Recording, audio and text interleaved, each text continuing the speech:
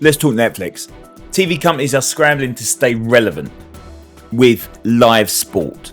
That's going to be the headline that comes out of what's going on here, because Netflix are taking over in this area. They've announced their earnings, and the earnings were, of course, great. But the key headlines here are that we've seen 19 million increase in the subscriber numbers in Q4 2024, and of course that's a huge number.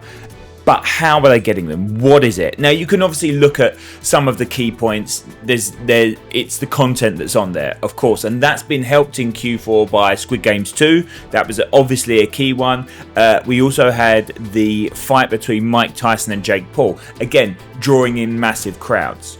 But this move into live sport is going to be a key one. Netflix haven't only got that boxing fight. They had NFL on Christmas Day. So the NFL on Christmas Day, which they then brought in with a Beyonce Super Bowl style halftime show.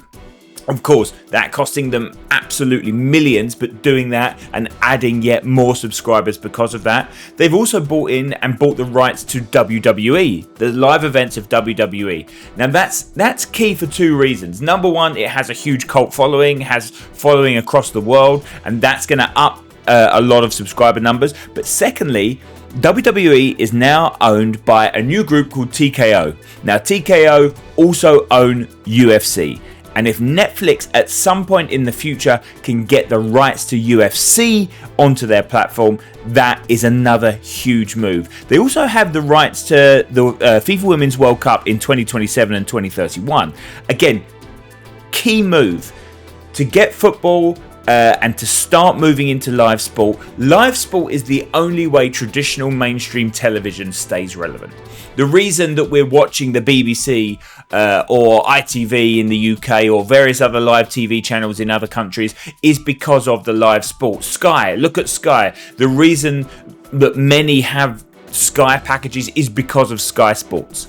But if these big companies like Amazon, like Netflix, like Apple, continue to take the live sport away, then we are going to see the continued decline in these traditional television companies, and the likes of Netflix continue to move higher. The numbers were great. The subscriber numbers were great. That came out. We now have to see how markets are going to react and how they're going to move, because that was key numbers for Netflix. Yes, it's costing them. Yes, they're putting their prices up, but still, the future, those subscriber numbers show the future is very, very bright.